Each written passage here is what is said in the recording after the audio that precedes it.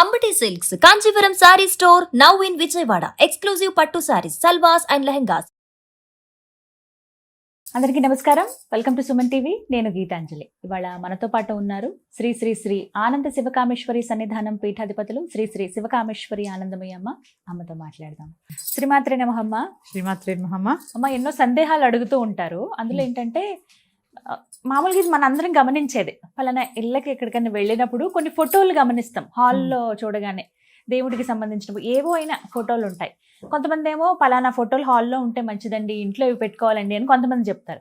అసలు ఈ ఫోటోలు ఇంట్లో పెట్టుకోవచ్చా, ఎందుకు పెట్టారా, అసలు చాలా ప్రాబ్లం అవుతుంది, తీసేయండి అని కొంతమంది. సెంటిమెంట్ గా ఉన్నవి కొంతమంది పెట్టుకుంటారు.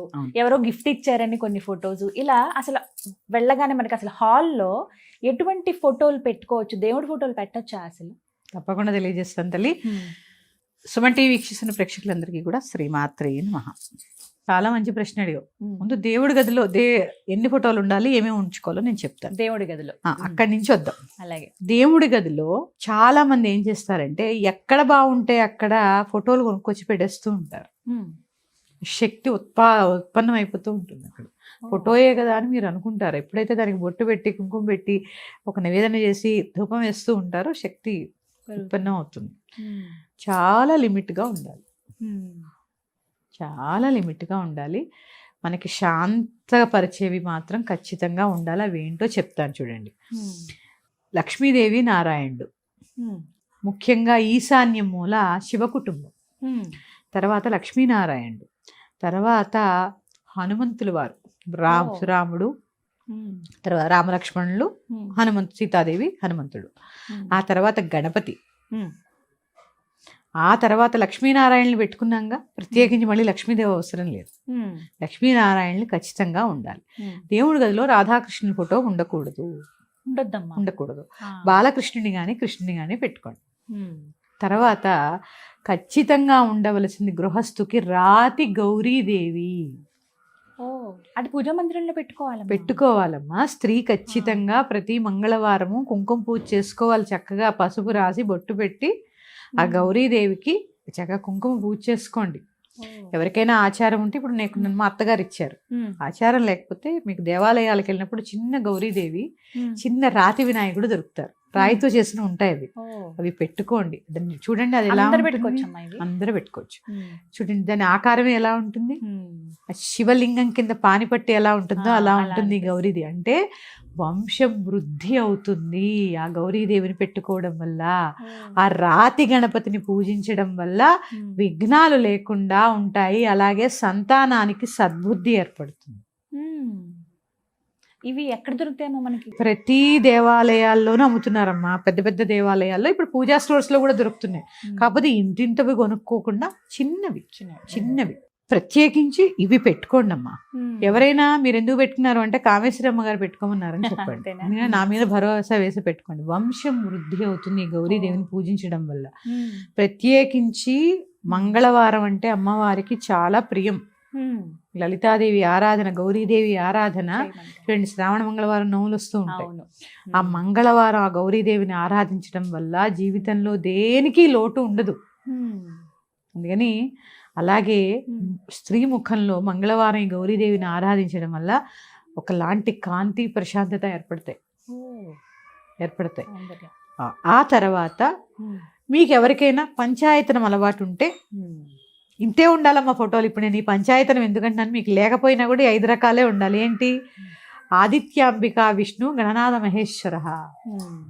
ఆదిత్యుడు అంటే సూర్యుడు, అంబిక అంటే అమ్మవారు, విష్ణువు అంటే నారాయణుడు, గణనాథుడు మహేశ్వరుడు, ఈశ్వరుడు. అంటే ఈ 5 ఫోటోలే ఉండాలి. లలితాదేవి ఫోటో పెట్టుకున్నారు, అందరూ వస్తారు. అందులో గణపతి వస్తాడు, అదేంటి షణ్ముఖుడు వస్తాడు, చాలా సదాశివుడు వస్తాడు, బ్రహ్మ విష్ణు ఈశ్వర రుద్రులు వస్తారు, లక్ష్మీవాణి వస్తారు. చూసారా ఎంతమంది వచ్చారు? ఒక ఫోటో చాలదా? మళ్ళీ ఈ ఫోటోలన్నిటికీ విడివిడిగా పెట్టాల్సిన పని లేదు. చెప్పాను కదమ్మా, మనం చేసే, నీకు అమ్మవారి ఇష్టమా, అమ్మవారిని మధ్యలో పెట్టుకుని చిన్న ఫోటోలు, రాముడిని కానీ కృష్ణుడిని మాత్రం అమ్మ బాలకృష్ణుడిని ఇంట ఉంచుకుంటే పుత్ర పౌత్రాభివృద్ధి కలుగుతుంది, సంతాన సమస్యలు ఉండవు ఆ ఇంట. రాధాకృష్ణుల ఫోటో బెడ్రూమ్లో పెట్టుకోవాలి. ప్రేమకి గుర్తు కదా. రాధాకృష్ణులు దేనికి గుర్తు? ప్రేమకి గుర్తు. అవును. అందుకని అన్యోన్యం భార్యాభర్తల మధ్య చక్కటి ప్రేమ కలగడానికి గుర్తుగా బెడ్రూమ్ లో పెట్టుకోండి. ఇక హాల్లో మీరు పెట్టుకోవచ్చా అని అడిగారు. తప్పకుండా పెట్టుకోవచ్చమ్మా. ఎగ్గా అలాంటి దేవుడి ఫోటోలు ఒక చోట అలా పెట్టేయకుండా ప్రతి చోట, ఇప్పుడు మన ఇంట్లో చూడండి, ఇక్కడ అశోక సుందరిను అమ్మవారు కూర్చుని ఉంటారు, అక్కడ వెంకటేశ్వర స్వామి కూర్చుని ఉంటారు. మరి నేను అమ్మవారు ఉపాసకురాలని, వెంకటేశ్వర స్వామి ఎందుకంటే నాకు మా అత్తగారు వెంకటేశ్వర స్వామి పూజ చేసుకోమని చెప్పారు. నేను చేసుకున్నాకే అమ్మవారికి పూజ చేసుకుంటా. మా వారు ఆయనకి ఇష్టం, భర్తను అనుసరించాలిగా. ఈ ఉపాసన నా పూర్వజన్మ సుకృతం, అది చేస్తూనే ఇది చేసుకుంటాను. ఇప్పుడు చూడండి, ఇలా చూస్తే ఇల్లు ఒక దేవాలయంలా కనిపిస్తూ ఉంటుంది, అంతేగాని అక్కర్లేని పిక్చర్స్. చాలా మంది మీ ఇంట్లో ఏంటి ఇన్ని దేవుడి ఫోటోలు ఉన్నాయి ఎక్కడ చూసినా, ఎవరెలానా అడిగారు అనుకోండి, మూర్ఖులు అనుకోండి వాళ్ళు. ఇప్పుడు దేవుడి ఫోటోల్లో కూడా అమ్మ చక్కగా అందంగా పెట్టుకునేవి కూడా వస్తున్నాయి, చాలా చిన్నవి ముద్దుగా ఉండే. పెద్ద పెద్ద ఫోటోలు పెట్టమని నేను చెప్పను. హాల్లో ఏం పెట్టుకోవాలి అంటే, మనం లోపల సింహద్వారం లోపలికి వచ్చేటప్పుడు మన పైన, అంటే ఇంటి లోపల పైన రామపట్టాభిషేకం ఫోటో పెట్టుకోండి.